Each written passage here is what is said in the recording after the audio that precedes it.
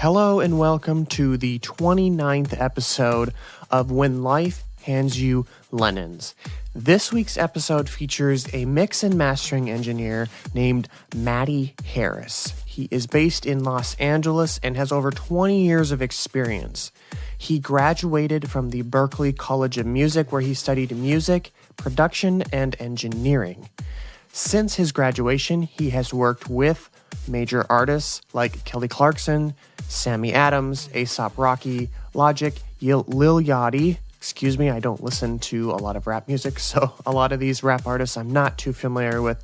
He's also worked with Action Bronson, Fat Joe, and Danny Brown, among others. He's also worked in the corporate music world with major labels and big labels like Atlantic Records, RCA Records, WB Records, and a few others. He talks about his experience and how he's not too fond of the corporate music world and working with the bigger labels because there's not as much creative freedom, because you get kind of a preset and you have to kind of confine to those presets, I guess you could say.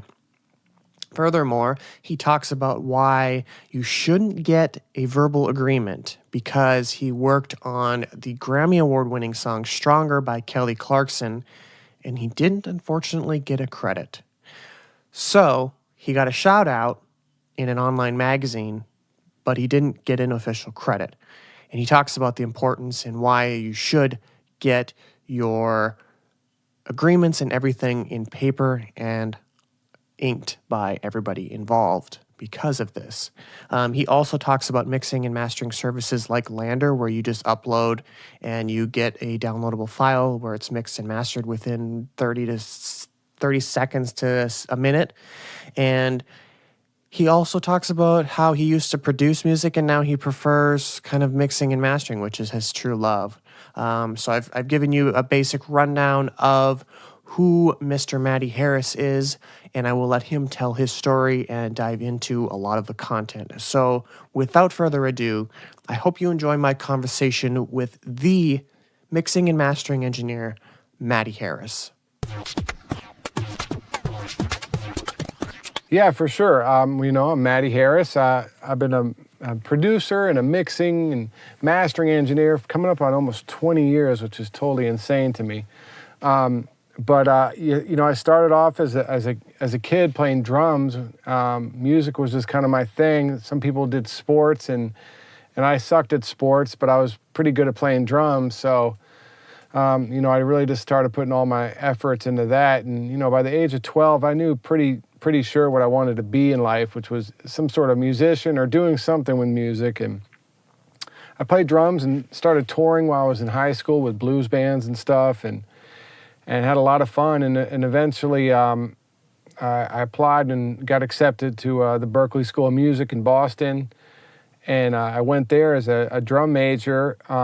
Along the way, I'd gotten, I was playing a lot of jazz and blues music as a drummer, but along the way I'd got, into hip-hop too, so I started, recording my friends at home throughout high school and trying to figure out all that stuff and kind of starting to make beats and stuff like that. And when I got to Berklee and started seeing the studios there, I got really interested in the recording studio side of things, and switched into the music production engineering program over there, and also started interning at a studio that did mostly hip-hop music, and started learning how to use, back then, which was the MPC 2000, to make beats and stuff, and also learning how to record and engineer at the same time.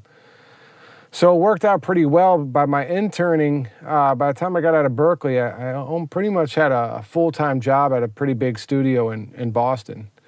And I worked there in a couple other rooms in Boston for about, I'd say 10 years, working with, a lot of underground hip-hop artists like Slain and Ill Bill and AZ and some of the Wu-Tang guys and a whole slew of other rappers, and got to work with Bobby Brown and everybody who was from Boston, New Kids on the Block. And eventually I was working at another studio called Cyber Sound, and this kid named Sammy Adams came in, and we started working together, and I helped produce and mix his first album. And it turned out to be an album that went #1. It was the first independent album to go #1 on iTunes. And that was kind of the caveat to me getting out to LA. Once you get a #1 record, all the record labels want you to come hang out with them. So we got flown out to LA, and I signed a publishing deal out here to come start working on music. And so once I got out here, I started doing some production and got to work on the song "What Doesn't Kill You Make You Stronger" by Kelly Clarkson. The song couldn't get placed, and so I remade the beat, and then it got placed. So that was pretty cool. And then I also signed a production deal with my buddy Meekins, who signed to Atlantic, and I worked with this other artist named Kelly 47, who's doing really well, and she's signed to RCA now. And in the meantime, I kind of got tired of songwriting and writing songs every day, and realizing kind of my real love is mixing and mastering, and also realizing that I really like working with independent artists more than I like working with the labels. There's something about it that it's just a little more, organic and authentic to me.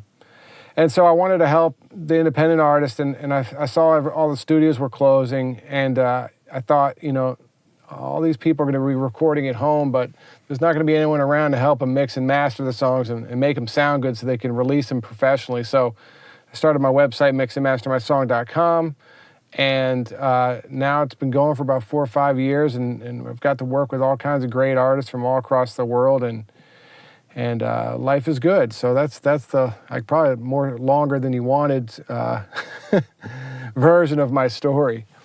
No, that's great, because I learned a few things because you had sent in the Google form and for your guest requests, and I'm reading some of this, and I'm like, wow, some of that wasn't in there, so that's good. I learned quite a bit about that as well. So I want to come back and talk. You did a lot of jazz music when you were growing up, and you played a lot of jazz music and blues, and it says calypso bands as well.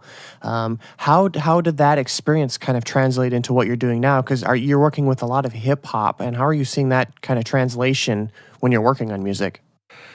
Well, that world actually doesn't really translate too well. The one good thing that doing all that stuff, if you know anything about jazz or stuff like that, it's real music nerd type stuff where knowing music and keys and chords and stuff like that is part of the gig. So being a trained musician and then engineering and mixing is really great if you can do that. I always tell guys who want to learn how to engineer is try to pick up an instrument like a piano or something, even if you're not that good at it, just to understand the music stuff, because people are going to need vocals tuned and they're going to need all kinds of stuff like that. And if you know what you're doing when it comes to that stuff, you got a leg up on a guy who maybe doesn't. So just my appreciation for music, and it's also helped me with being able to switch genres. Like I can mix a rock record, I can mix a jazz record, I can mix a hip hop record. With my website, I do so many different genres. I've done a lot of hip hop in kind of the mainstream world, but on a day-to-day basis, I'm mixing acoustic guitar stuff, all kinds of stuff. So being able to not just like know a genre, but understand a genre, the emotional side of it, and why people like that sort of music is important, especially if you're going to be a mixing guy. Absolutely, and I'm a musician myself as well, and I've also mixed a few and mastered a few friends' tracks, and even had a couple people reach out to me to do some mixing and mastering for them. Their music was more like atmospheric and kind of ethereal and ambient, versus I had a friend who was more hip hop, like strictly hip hop and samples. So as I'm mixing and listening to this stuff, and even stuff on the radio, I'm like, this doesn't sound right, or I would have preferred this chord here, or that chord progression works, but I think I would have liked this one better. I wish that vocal melody would have done this. Are you noticing that you're doing that when you're listening to some of these tracks that you're mixing and mastering, or even when you're out listening on the radio or listening to a friend's track or whatever? Do you notice that you're kind of really digging in and critically critiquing these tracks? Yeah, 100%. A lot of times I am critiquing the track in my head, but the problem is when you're hired as a mixing and mastering guy and not a producer, is you really have to respect and understand the artist and producer's vision, so that when they, understand their vision, so you don't take away from that, because your ideas like aren't necessarily important. The way I see mixing and mastering, it's a service job. You're hiring me to make your song sound better, not necessarily hiring me to rearrange your song. You hire me to take your ideas and make them sound better, so you can release them. So there is a very fine line, I think, when you're just the mixing guy, not to cross and try to rearrange someone's song, you know? Mm-hmm. And I can completely understand that, because I can imagine, like, if I, for example, were to send you a song to mix and master, and I'm very proud of it, and you come back and you say, you need to redo this kick drum, and you need to redo all this, you need to put the chorus over here, and you need to move the bridge up a little bit, get rid of this section. I'd be like, well, what is he talking about? I don't want him to do all that. I just want him to mix and master my track. Yeah, exactly. You're not hiring a producer, you're hiring someone to mix it, right? So you can really offend someone by telling them out all that stuff when you're just hired as the mixing guy. You prefer to mix and master over producing and writing, is that correct? Yeah, nowadays, I used to love making beats and writing songs, and I still like doing it from time to time, but there's something about it, just mixing, that to me is like a new puzzle every day. And where the songwriting is like, you write a song and maybe, in LA at least, like someone usually writes the music, and then you have top liners who come in and write lyrics and sing over it. And, when I was doing that, I did that for about 3 years, and it's just every day you're just writing a new song. And then it goes into your folder, and, every couple of months you shop around some of the best of the songs you wrote and see if you can get them placed for the next Rihanna record, To me, that just after a while, you get maybe 1-2 records a year. After a while, for me, it didn't become that rewarding. And maybe it just wasn't where my heart was, or maybe I wasn't quite as good as I thought I was. Who knows what it is? But I got bored doing it, basically, and I wasn't having a good time. And I always know when I'm not having a good time doing music, then I need to switch something, And so that's when I decided, I wanted to go back to just doing more engineering stuff, and, started the website. Okay. So you just kind of, I'm curious to see, like, I wonder if it was more, because sometimes, like, for me, it's more of a personal, like there's something personal in my life, or maybe there's something that really kind of drew me back or set me back, and I just hit like a creative wall with writing music, and I'm having this creative juice of mixing and mastering, or, vice versa. So it's probably a mix of other things, but it's kind of interesting that you said that you kind of got bored with it, and you're kind of finding other things. And yeah, some of it to me was just the major label business side of it. I kind of felt like I was working in a factory, like we come in and we're writing a song today, and you get these lists, like we're writing for Ariana and we're writing for Rihanna, and that's what we're doing today, And it just, I don't know, it didn't feel like when you're in a band or with a bunch of guys, and you're like, let's write a song today, and it's like, we're going to use our emotion, our passion, our ideas. And it's not to say that you can't do that with songwriting, and a lot of people are really successful at it. Just for me, it became sort of a grind, and I don't know how else to explain it, other than, just got kind of bored doing it. Okay, yeah. So when you were working with the bigger labels, did you notice that you're kind of you're just more restricted? You have more of a to-do list versus when you're working with like an independent artist, you have much more creative freedom. Yeah, exactly. So the labels, and no offense to the A&Rs, but with the labels, it's like you write a bunch of songs and you send them off, and like, nah, these aren't really that great, and it's just such a like black and white thing. Or this song's great, we're going to play it for the artist, and then you got to understand there's like 300 400 people vying for the 12 songs on the next Rihanna album, so it's super super tough. And just and then also working with the artist, when I was working with Cam and we were signed to a label, we'd send the whole album in and be like, yeah, let's kind of rethink the whole thing. And then I don't know, I felt like with the labels, it's always you were getting shut down to do something new again, and the vision of the artist gets lost, I feel, when it comes to the labels. Whereas the independent artist, you can do whatever you want. You can write the songs you want and put them out when you want and how you want. And if you want to drop an EP this week, we can write an EP and drop it, you know? And there's so much more freedom to that. And to me, it's a lot more what music's supposed to be than some sort of process, you know? Mm-hmm. I feel like it's kind of by the sounds of it, it sounds like you're being put into, like you said, a factory, and you're given a to-do list, and you have to churn out this song and that song with this sound, and it has to have this emotion, fit this style, and you're really kind of having to put yourself outside of a box. Yeah. And really conform to somebody else's emotions, and that's almost impossible to do. Yeah, and you know, I know a lot of writers who are really great at it and love doing it, and so I think it's a personal thing too. You know what I mean? Like some people are amazing at that, and I got friends out here who write hit songs every week. I mean, some of these guys I know are the biggest writers in the world, and they're built for that. You know, I don't know if if I wasn't necessarily built for that world or not, but it was tough for me after a while to kind of keep going in day out with it. Mm-hmm. And I can imagine like I said, you're going to have to put yourself in those shoes and feel other people's emotions, and that's definitely not an easy thing to do. So with your website and with your business, you mix and master.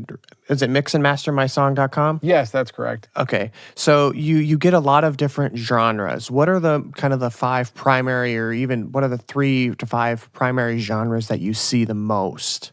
That gets sent in to me? Yeah, that gets sent in to do mixing and mastering. Yeah, so, I mean, and a lot of it has to do with some of my major label credits, but I do a lot of hip-hop, obviously, a lot of pop music, and a lot of R&B music. And the funny thing about those 3 different kinds of music is a lot of them kind of, especially nowadays, blend in a different world. So a pop song could be a EDM song I'm mixing with vocals on top, you know?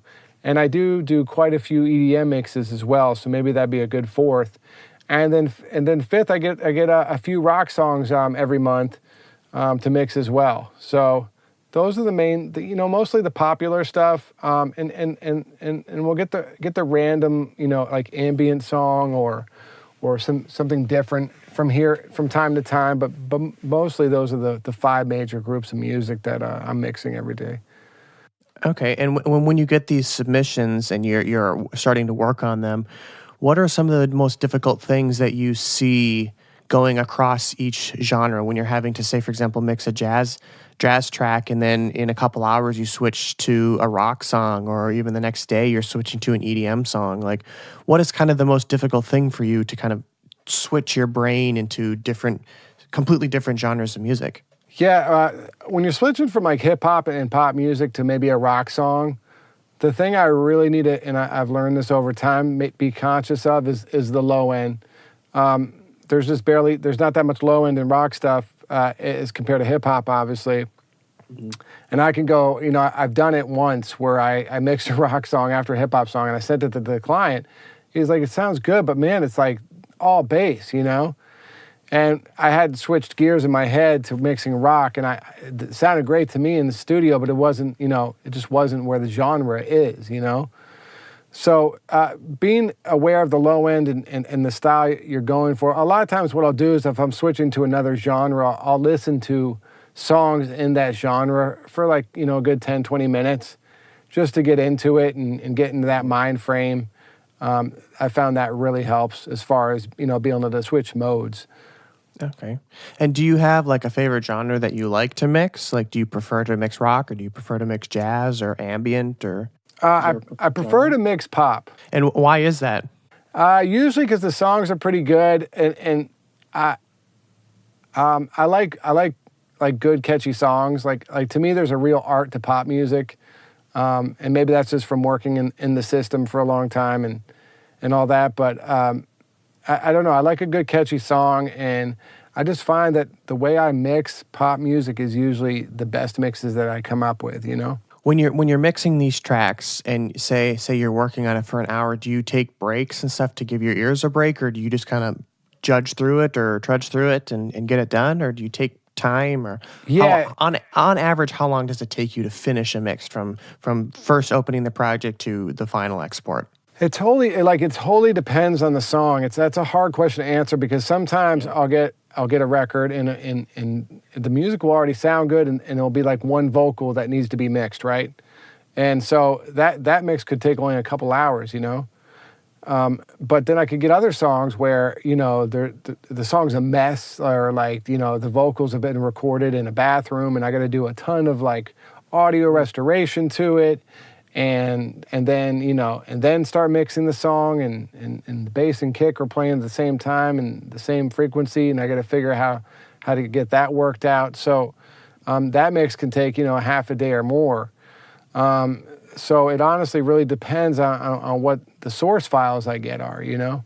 So when you get these source files and some of them, do you ever get some that are really, really bad that you just have to send them back, or how would something like that work? If the song's too far gone, as I say, I'll tell the client, I'll be, look, you know, I can mix this, but you'd be way better off if you re-recorded the vocals, you know?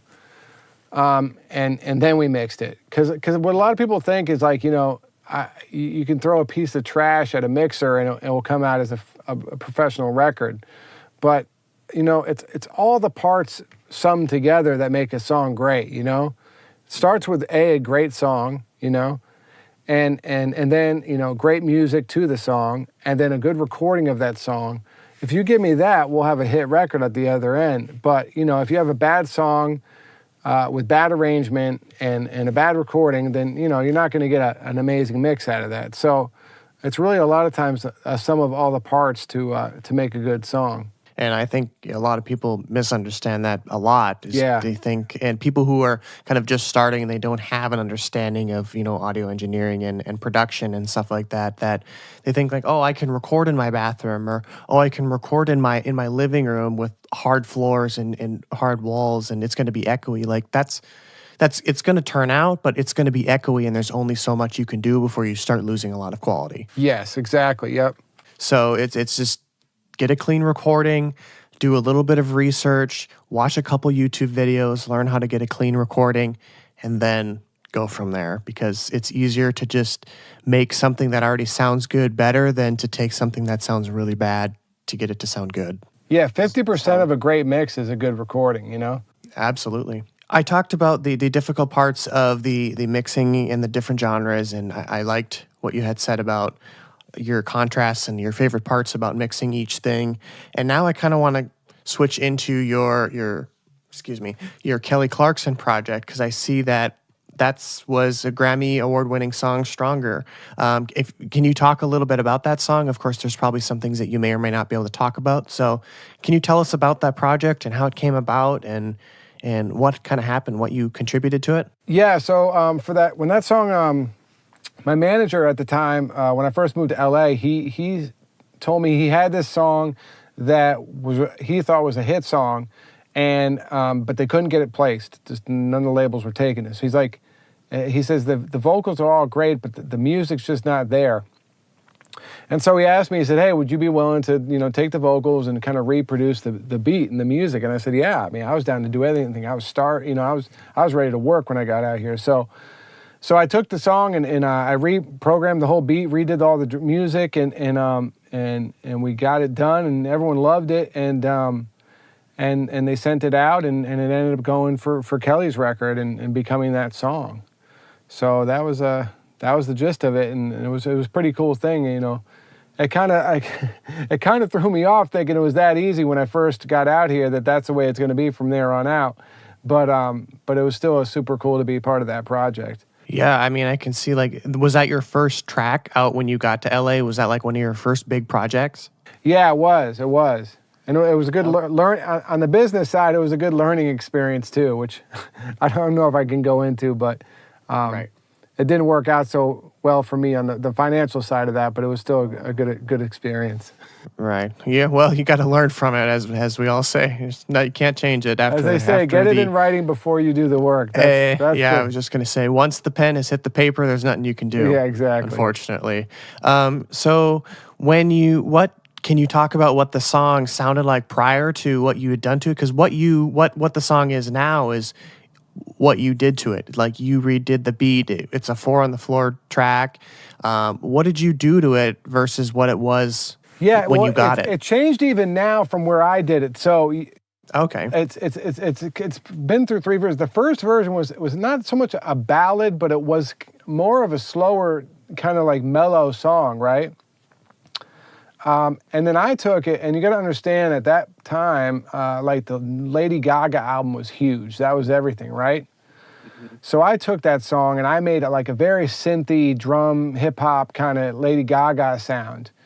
And then when they went to go do the final version of it, they switched it more back to a rock feel where the guitars were playing a lot of kind of the synth ideas I had done, you know?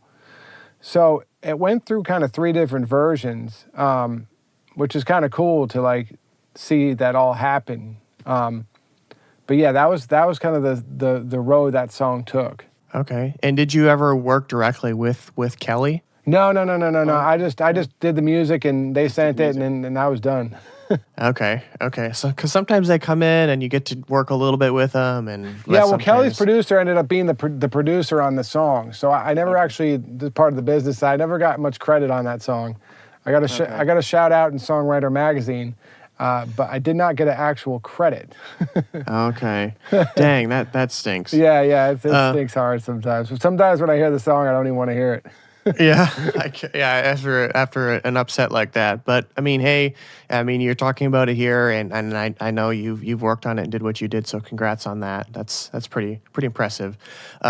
So can you tell us a little bit about the music business and from an engineer's perspective, what do you see after kind of leaving the corporate music world and sitting back and kind of working more with independents, and what is the business like for a mix engineer, mastering engineer? You know, I'll tell you more kind of about the business and where I see it kind of going, maybe. Sure. Because I think the independents are the way from here on out. I think it's only going to become more independent. I feel like, you know, it's so much easier for an artist or anyone to record at home and put their song on Spotify. You know, it's kind of an even playing field. Like, you now have the same resources as the labels have, basically, as far as taking your song and putting it out to the world. Now, they definitely have more resources as far as marketing goes, but the independent artist has a much better chance now than they did maybe 10 years ago. And what's really cool is I see a lot of what I call the blue-collar musician now. A lot of my clients that I work with are making a full-time living and a good living just doing music as an artist, right? And they don't necessarily, like, you might not have heard of them, you know, but they if you have, like, you know, a good 10,000 fans, which doesn't sound like a lot, but if you have 10,000 fans, you can sell enough merchandise and do enough tours that people pay you and get enough streams on Spotify and Apple and all that to make a living now, you know? And to me, that's the coolest thing in the world, you know, is that you have a much better chance of being able to make a living in the music business now, I feel, than ever before. And I've talked about this on previous episodes too, where artists are making a living through social media as well. They're posting content, videos, interactive videos, and they're doing giveaway contests, and they're really interacting with fans, and it's causing the fans to become even more fans, better fans. And they're purchasing merchandise, they're going out to their shows, they're bringing their friends are getting hooked, and it's this kind of chain reaction. Yeah. So, and it's interesting that you say that, because a lot of people are seeing that transition into independent artists, or even artists like, for example, if I really wanted to dedicate the time, I could build myself as a musician right within my local community and really start making a living. And that's the best thing. You could mass reproduce CDs that you made, mixed, and mastered in your own home.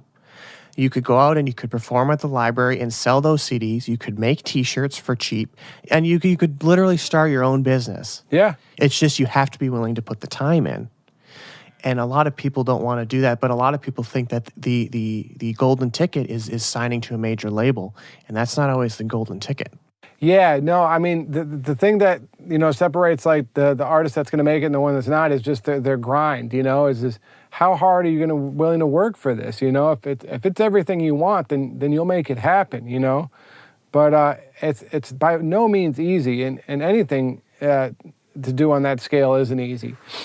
So that's kind of what separates, I guess, the winners from the losers is people who just, I've told people before, and I've seen it. It's the ones who stay consistent that win, by constantly dropping music and not caring what people think or say, and just keeping their plan, and sticking to it. And it always seems to work out from what I've seen. Mm-hmm. And I like, you can sell CDs, but there's so much more. You can upload your track to Spotify, but if you really want to make it, there's definitely got to be more that you got to do in order if you really want to start seeing an income. Yeah, and as you mentioned, I mean, I think the social media side of things is such a game changer as well, is where you can actually find and start reaching out to fans and getting to personally know them through those, stream Instagram more so than any of the others. And not only that, you can reach out to other musicians to collaborate. You can reach out to other musicians to share your music. You can reach out to publications to have them write about your music. And the beauty of this is you can do it all on social media, which is there's no price for it. It's free. Right. So it's if you're willing to market yourself and learn how to communicate with these people, you can see a lot of success. Yeah, 100%. I mean, even my business, that's the way I started it. I started with nothing, I just had my computer and I was like, I'm going to start an online mixing and mastering company. So I started a website, and then I started, an Instagram and a Facebook and a Twitter, and I started reaching out to people, and I would hit people up like, hey, I like your music. Do you need it mixed? Like I hit thousands of people up a week when I first started because that's how I got it going. Now, I was lucky because I already had previous credits, which kind of made me more trustworthy to people to actually pay me to mix their song. But still, it was a grind. And like that first, month or so, I put all my eggs in the basket of making this company work. And so even in the first couple months, I got like maybe six orders, like not anywhere near what I needed to make a living on. But I just kept at it. And after about a year and a half, I was making, I wasn't taking from my savings anymore, and I was making my living and paying my bills and mortgage and everything just off the mixing site, So, if you just put everything at something, it will work, But you got to be willing to just work, 15 hours a day for a year, and I think you'll come out on the other side pretty well. Mm-hmm. And when you were building this business, did you have like a side job that you had to kind of fill the void and make the payments, or were you making enough for royalties on some of the previous projects, or how did you kind of stay afloat to kind of get your business started and off the ground? Yeah, I started using my savings, Okay. I luckily from, some album sales and stuff like that, I had a little bit of money in my savings. And that's, when you're a writer or a songwriter, I had a publishing deal which helped. But, a lot of times you're living off of your savings because you get a check for your royalties every quarter, and then you got to, stretch that out till the end. So I'd done a bunch of music for TV, so those royalties definitely helped keep me afloat, but I was also working off my savings at that point because I wasn't working on writing songs. I was putting, like I said, I put all my eggs into that basket. So I was just, I was learning SEO, doing all kinds of stuff, trying to figure out how to get the business name out there. Okay, and what are, aside from reaching out to all these things for somebody who's looking to start their own little online business and expand it to what you've done, or even in the service side of music, what are some of the other things that you did to kind of continue to expand it, and even stuff that you do to this day and are still learning to continue to grow your business? Yeah, the thing that worked for me personally, and I think every niche is different, but for me, the thing that's helped me grow the most is YouTube. So what I started doing was making basic, tutorial videos on YouTube and just showing people how to mix, or how do you do this, how do you do that, just certain things that I felt like, somebody working at home might be looking for to learn how to do. And so a lot of people started seeing my videos on YouTube, and then be like, hey, this guy actually knows what he's doing. And then, from there would go to my website and start, and have me mix their song, And after a while, you start getting more people coming, and so you start getting, a client list. And before you know, you have enough people who come, every couple months or once a year for a full album or whatever it is that keep you busy enough to make be working every day. And then doing a lot of SEO stuff, which, if anyone doesn't know, is search engine optimization for the actual website, which was, just making the website super Google friendly, making it fast, talking to other websites and writing, content for them and getting backlinks and stuff like that helped the website grow in the Google rankings to the point now where I think we keep teetering between 1 through 3 for, online mixing and mastering when you do a Google search. So Google and YouTube is where probably 90% of my business comes from. And then, another 10% maybe from Instagram and possibly Facebook and Twitter.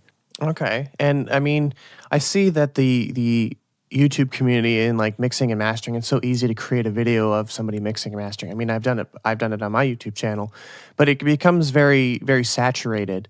So how do you stand out in your side? Like, because you and 10,000 other people on YouTube are mixing and mastering tracks.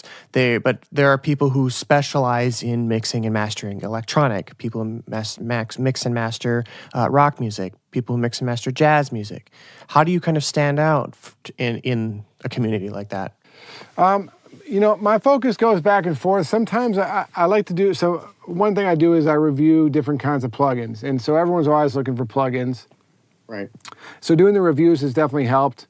And the other thing I do is I try to do videos. I try to take myself back and pretend I'm a 16-year-old kid who just got Studio One and wants to know how to do something. And so that's what I do. I try to make videos from that standpoint, like the latest video I just released was mixing vocals with stock plugins in Studio One.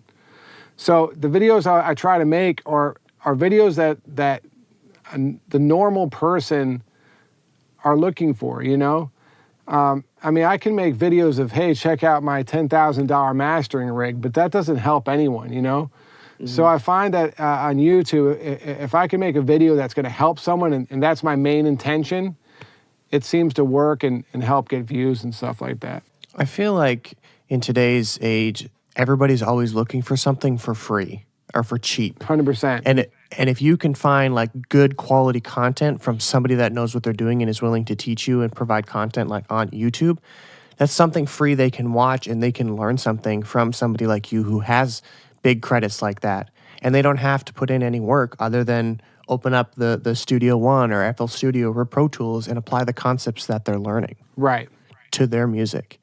So I think that people and artists and industry professionals like yourself who are willing to provide content will stand out amongst competition versus somebody who is just creating a website and writing a blog post maybe once every 2-3 months when they think of it.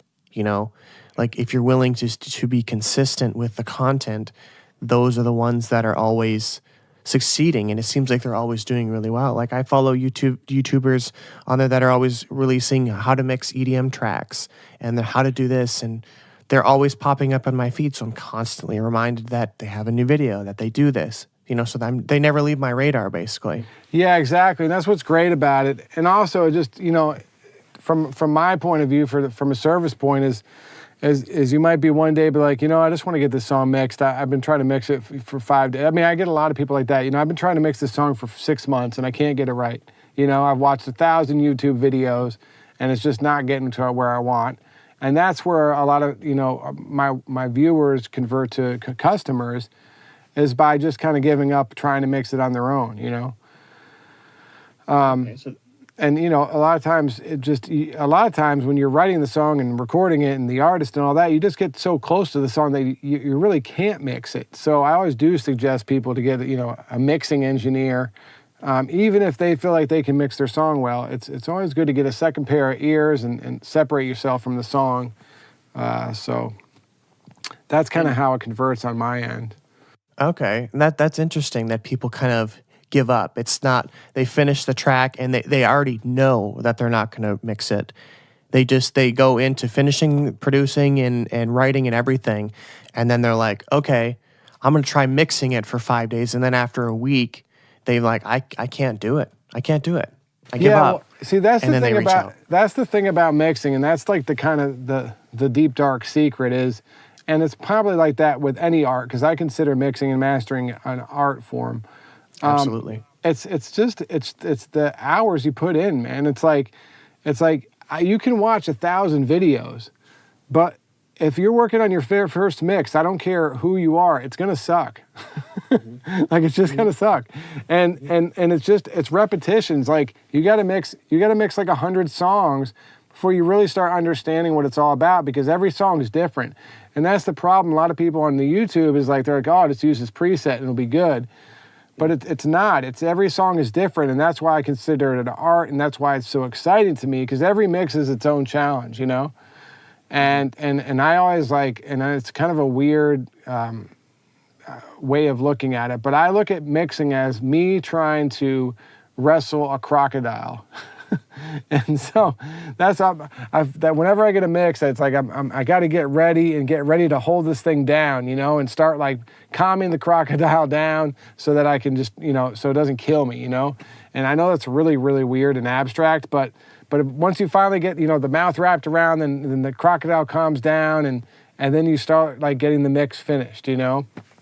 Mm-hmm. And I don't know where I'm going with that, but it's a tough thing to do. So I understand why a lot of people get frustrated after watching 100 YouTube videos and their song still sounds like shit.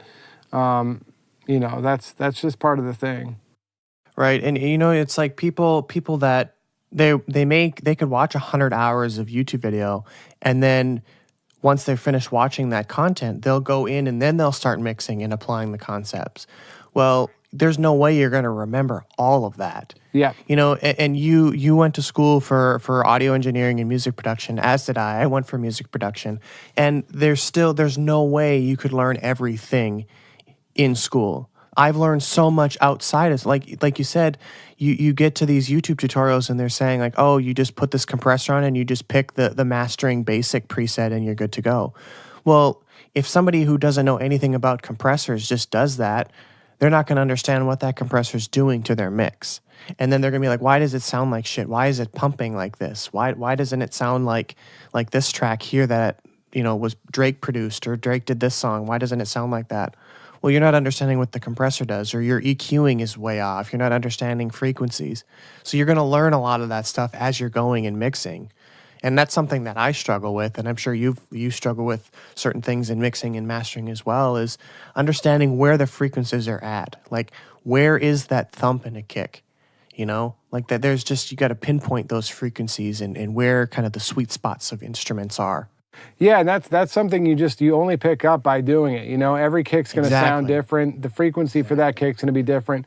I mean, I always tell people this. It's like, if you're if you want to play a guitar and you go on YouTube and watch 100 hours of someone playing guitar or teaching you how to play guitar, and then you pick up the guitar, you still can't play guitar. You know what I mean? It takes practice. Right. Like, you have to actually play the guitar for hours in order to get the song down. You know, you can't just watch someone do it and then automatically know how to do it. So I think that's the problem with like YouTube, and a lot of times people watching the videos on how to mix, is that you're not going to know how to mix until you mix, you know? Mm-hmm. So that's kind of how I feel about that.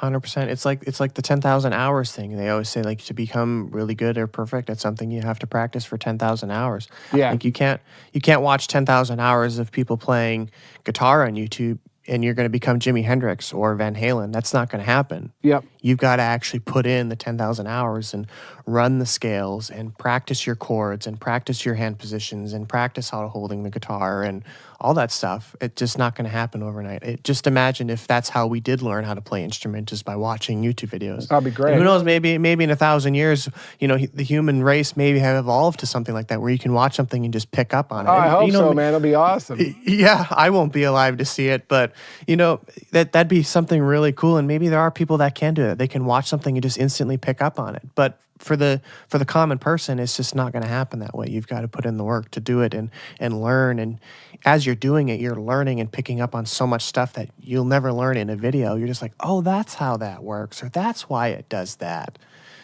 I've learned so much by just doing.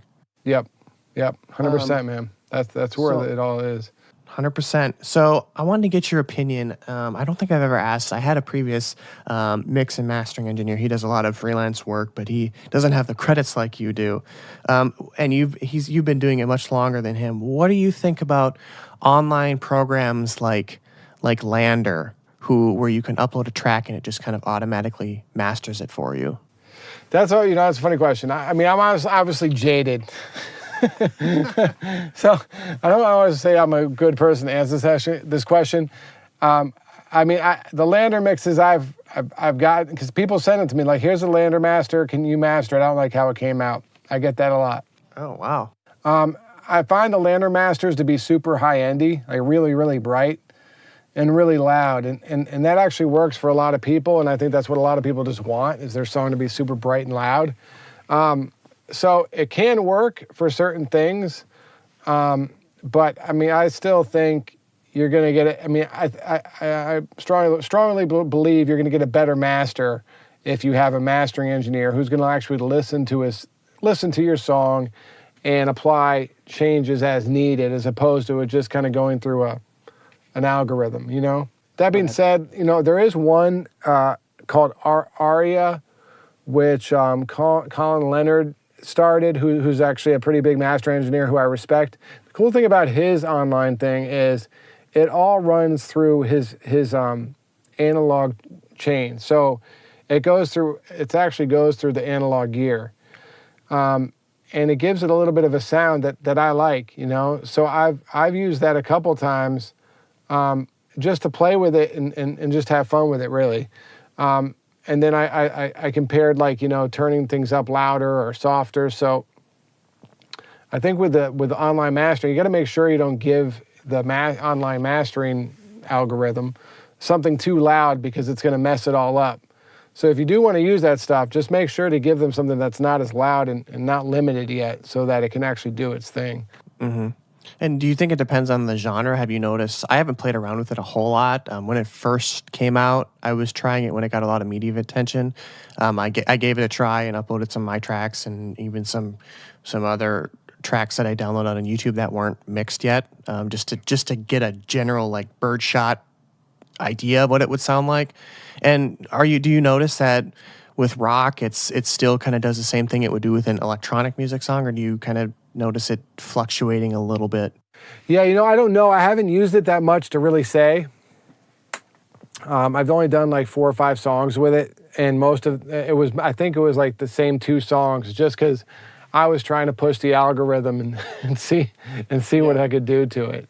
So I don't know. I can't answer that question because I haven't done it. Interesting. Well, it's always curious to ask, because it's interesting, because some people are like, oh, I don't know why people do that. You just need to get a person to mix and master it for you. And some people are like, oh yeah, it's fine. It does a pretty good job to me. So yeah, in the music business and with music and mixing, to me, this is my blanket statement is always, there's no rules.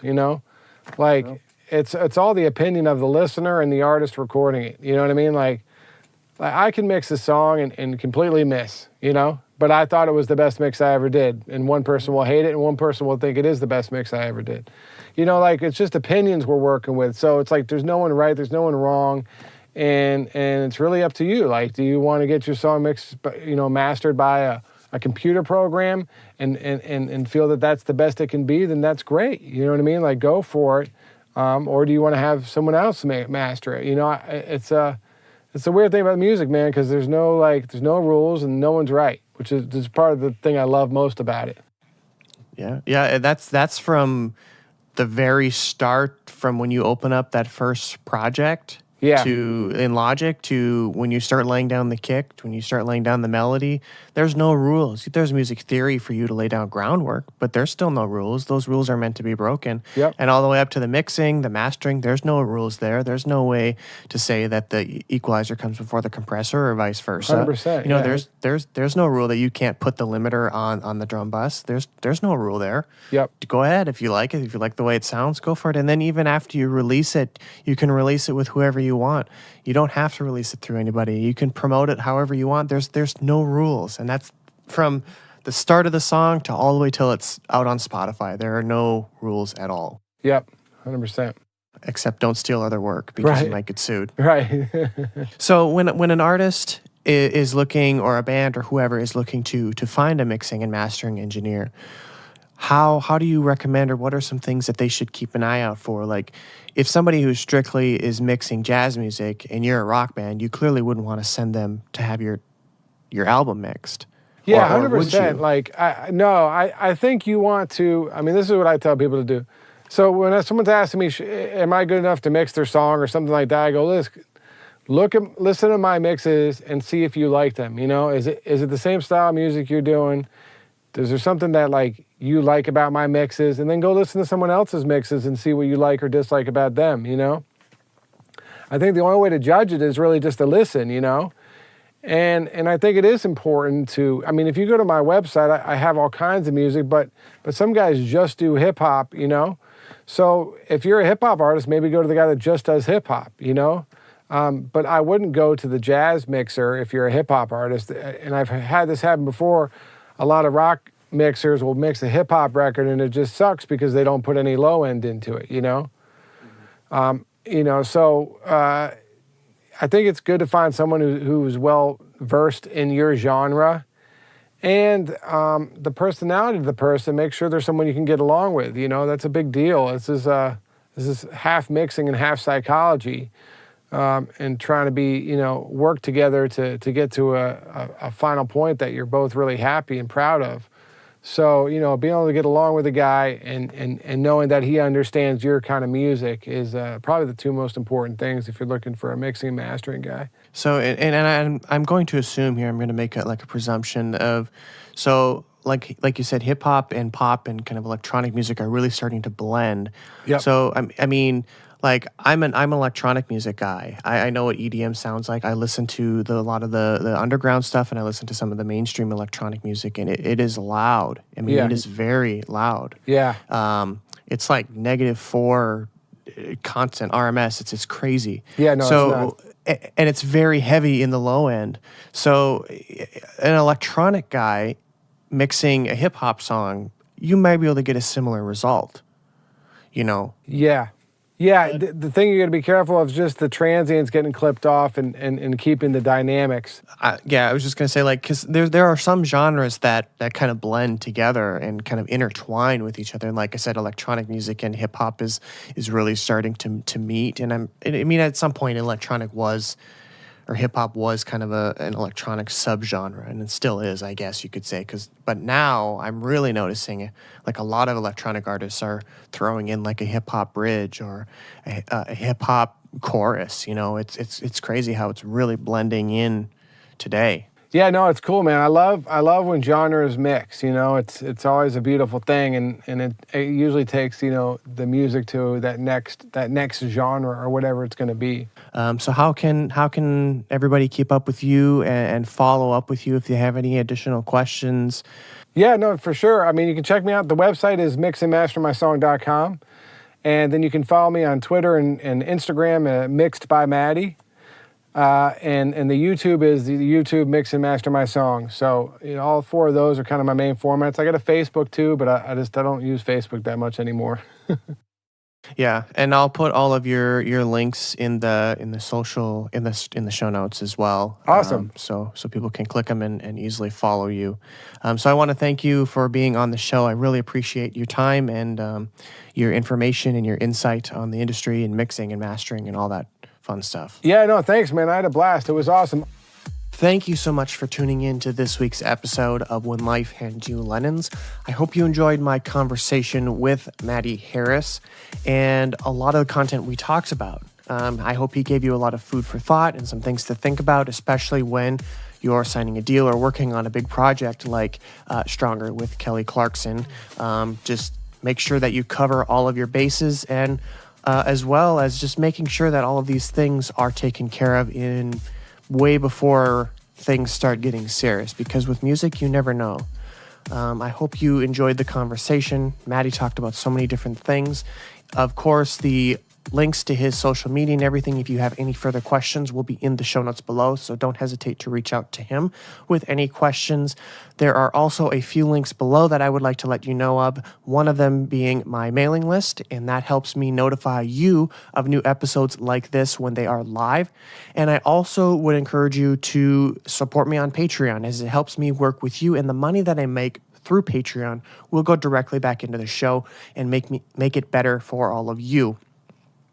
I would also greatly appreciate a 5-star rating and or review in Apple Podcasts or whatever platform that you listen to podcasts on, as it helps the show grow and it be discovered by new listeners. And I'm always trying to strengthen the lemon community. I guess I've never used that term yet, but the lemon community, lemon pickers, I'm not sure. I have to come up with a name. So if you have a suggestion for that, please let me know as well. I'd love to get your feedback on that. There is also a link to the guest request form in the show notes below. So if you or somebody you know would be a good guest for the show, please feel free to fill it out and or send it over to them, and I will reach out if they are a good fit for the show. So thank you again for tuning into this week's episode of When Life Hands You Lemons. I hope you enjoyed the conversation with Matty Harris, and I will see you next week on When Life Hands You Lemons.